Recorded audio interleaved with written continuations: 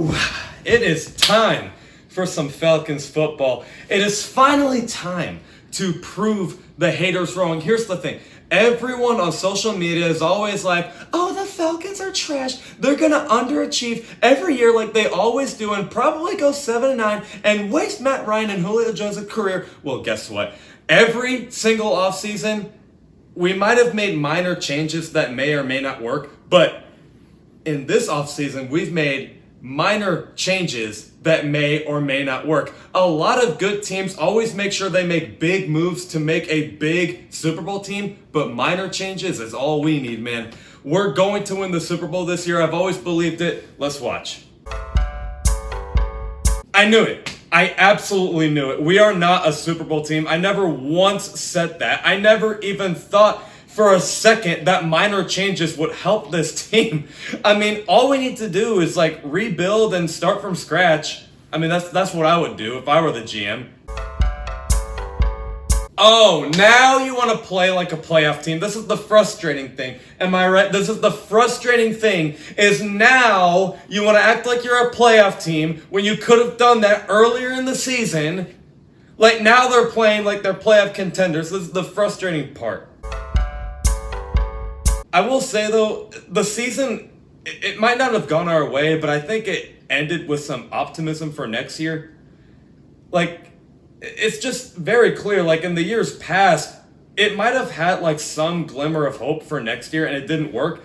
But this year, the glimmer of hope is a little different. Like, I feel the glimmer of hope that happened at the end of this season is a little different and it should translate to a winning season next year. So I will say that this is a Super Bowl team.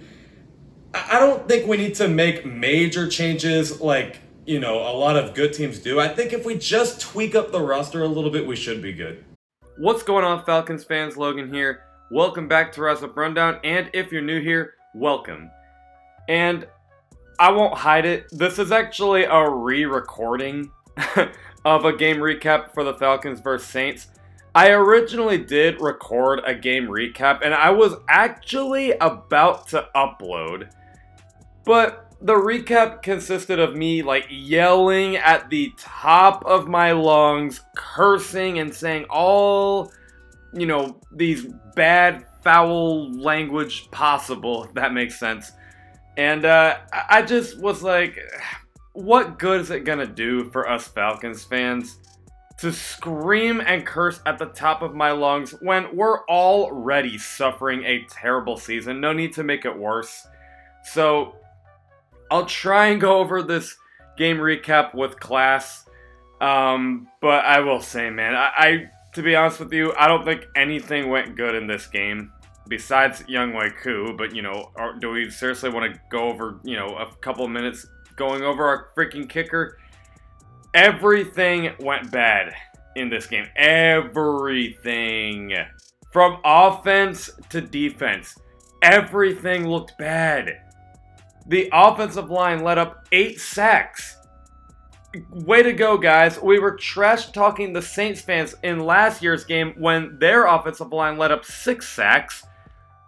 Ours let up 8 sacks. Good freaking job, guys. Now, as bad as the O-line has been, I will kind of, you know, rip on Matt Ryan here. I don't know where his pocket presence was, but he just, for some reason, could not sense pressure at all. His pocket presence was not there.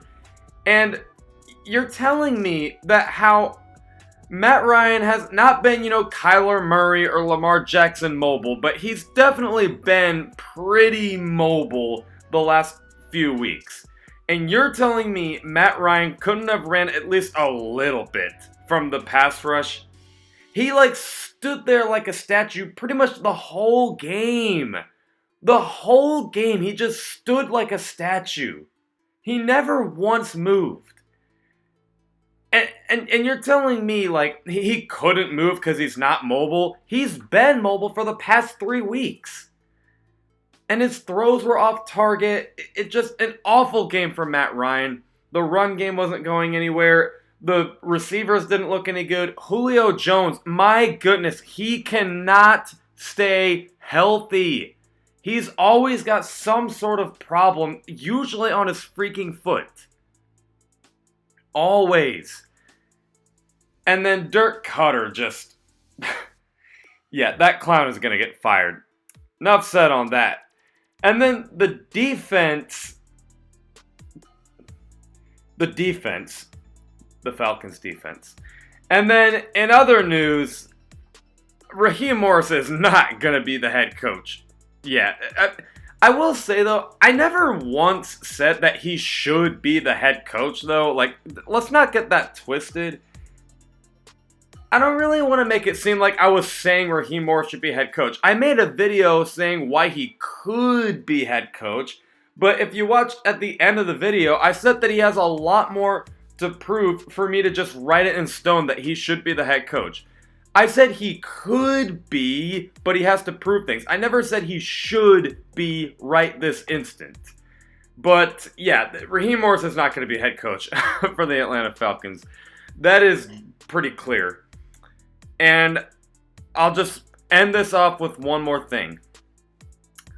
I'm going to say this with kindness because I know you guys are tired of me saying this, but I'll say it right now. I want you to look in the mirror and say to yourself, I think the Atlanta Falcons are A-okay if we just tweak up the roster and get a new head coach. Does that sound like things are going to be okay? Because just saying that out loud, I felt like uncomfortable. I felt unoptimistic. I'm just being real with you, man. This team is far from just needing a head coach and tweaking up the roster in order to be a Super Bowl team. I have warned you guys enough about a rebuild. And if people seriously are denying that a rebuild should happen, you know what? It is up to you, man. It is up to you if you think that we will be A-okay if we just tweak up the roster, get a new head coach. Yep, sounds like we will be A-okay with that. Or we can face the facts and say, yeah, this roster is never going to win a Super Bowl with these players, these coaches. We could maybe keep some of them, like Calvin Ridley and Hayden Hurst or something, but most of the veterans, at least the players that were on the Super Bowl squad in 2016, like, face the freaking facts. It is not a Super Bowl roster, and I'm actually pretty hesitant to say that I don't even think this is a winning season roster. Because it's like the same story every year. Every single year, there's some sort of high expectations, and then they lose a lot of games in the beginning, and then they look like they all of a sudden are a playoff team, and then at the end of the season, they have some glimmer of hope like they're gonna be good next year. That's the story every year with this roster. I feel, to be honest with you, I'm done with this roster. I don't even know if I'm picking them to have a winning season ever again. I'm done. But it's up to you.